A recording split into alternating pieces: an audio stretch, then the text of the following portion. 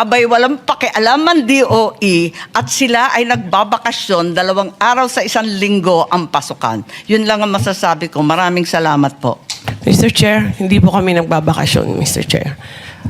We work very, very hard. I mean, all our USECs have individual assignments. Sa power, naayos po yung power.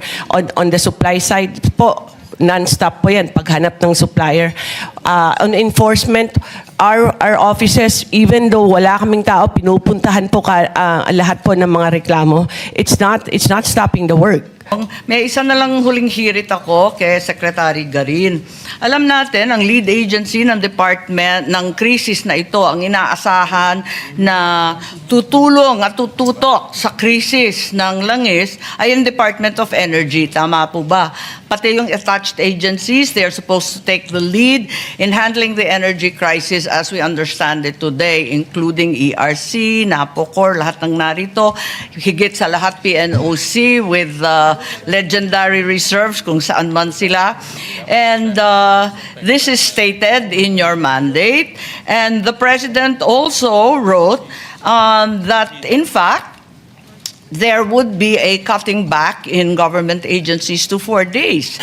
However, I am in possession of Department Order DO 2026-03-0006, under which the department, through the order of the Secretary, has adopted only 2 days of on-site work per week, with only 50% of DOE officials and employees reporting.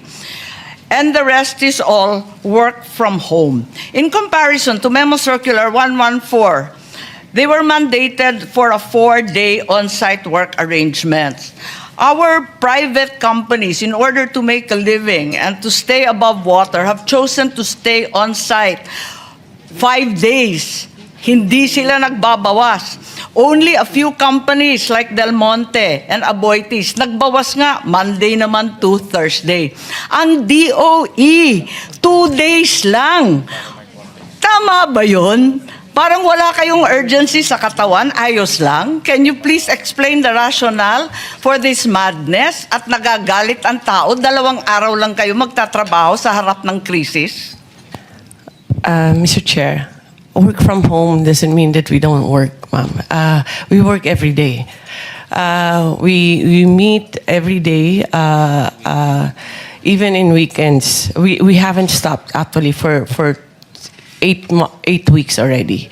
Yan kasi Hindi po- sinabi ninyo kanina na yung i-accelerate yung approvals. Ang daming nagre-reklamo. Wala daw silang mahagilap sa DOE, PNOC for the approvals of contracts, for the approvals of different projects. Walang tao. 2 araw lang. Di nila alam kung sinong papasok, sinong hindi. Doon pa sa 2 araw, kalahati lang daw papasok. 50% daw yung memo ninyo. Bakit ganun? Kayo inaasahan. Namamatay na yung tao ng gutom, hindi na makapaghanap buhay. Wala nang ani, wala nang pagkain. At ang DOE ay nagbabakasyon. Tama ba yun? Mr. Chair, hindi po nagbabakasyon ng DOE. I mean, we work from 8 up to 8 in the evening, doing meetings and doing everything that we can do just to keep our country sufficient in supply and monitor the prices. All of them are working even harder now than we kahit ano. Dapat lang po, dapat lang. But how does DOE manage the crisis if half of its personnel is away? Kahit i-zoom mo pa yan nakatakot-takot, kung nangangalahati lang at 2 araw lang, yan lang talaga maaasahan. Anong klase yan? Lahat ng gobyerno, 4 na araw. Ang sabi ng Pangulo, 4 na araw. Ang private company, wala ngang tapang na magsara kahit 1 araw sa nervyos dahil ang sama ng kalagayan natin. Bakit kayo 2 days? 2 days, ma'am, because we are aware that we have to save energy and electricity in this. From the get-go, we wanted to Sa push. sobrang saving naman ninyo, Secretary Garin, hindi naman yata tama na walang pumapasok yung mga oil stakeholders, lahat ng umaasa na makabili ng mas murang langis, walang mahagilap sa DOE. Wala raw katao-tao sa PNOC. Wala daw tao sa ERC. Ano ba ito? Mr. Chair, The bureau that's OIMB, that's downstream, that's there all the time, even on weekends. PNOC is there also. ERC is there also. All the personnel na dapat nag-handle ng mga frontline natin, nandyan, Mr. Chair. Those that are not in the office are continuously working. These are all, we have had a system of e-signatures, and this is not lang. I'm sorry, pero hindi po I mean, you can see naman kung ano yung pinanggagawa namin over the last 8 weeks. It is not because they are at home and they are not doing anything or nanonood lang ng TV doon or hindi nagtatrabaho.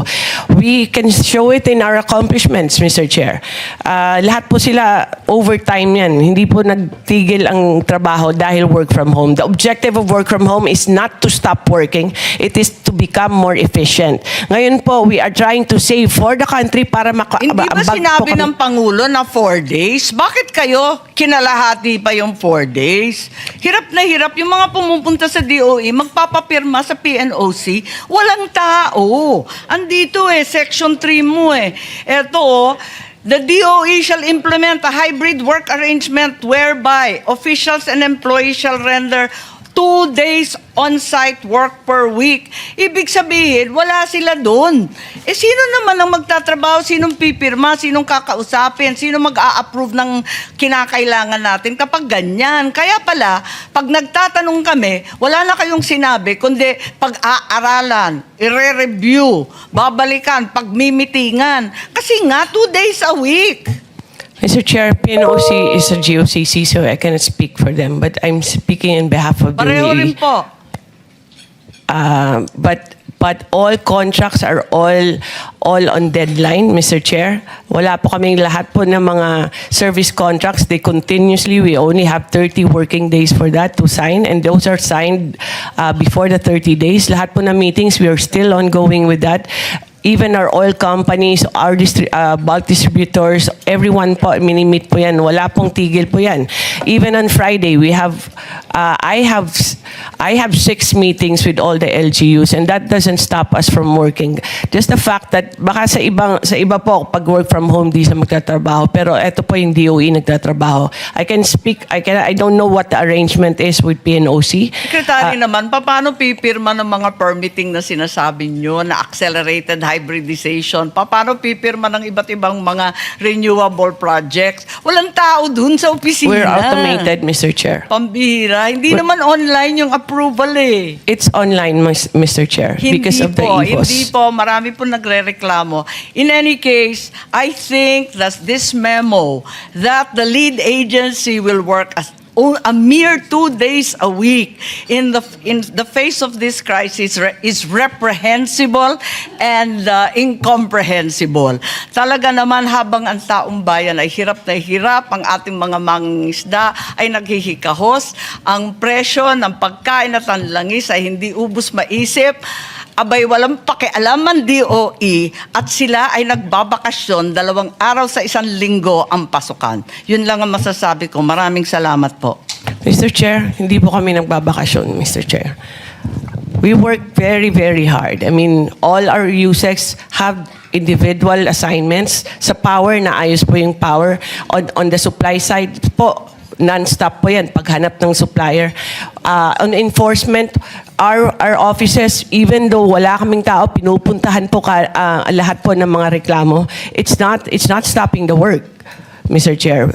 Our efficiency is even higher now because we are, despite the fact that we are work from home. Hindi po na titigilan yan. If there are applications for service contracts for renewable energy, that goes through EVOS. And all of that is on time. Those are applications, we comply with it, with the legal requirement that it has to be finished in 30 calendar days. Wala pong deemed approved yan kasi bawal po yan sa DOE. So we are doing everything on time. And if there are applications, our frontliners are there.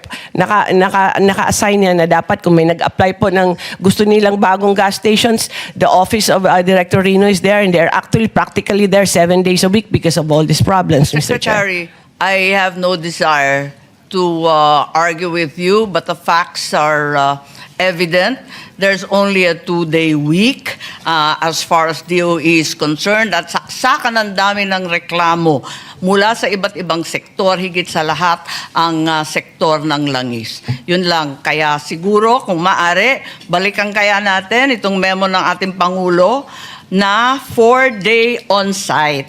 At least man lang yung DOE, bigyan ng konting diin itong krisis na hinaharap ng ating bansa.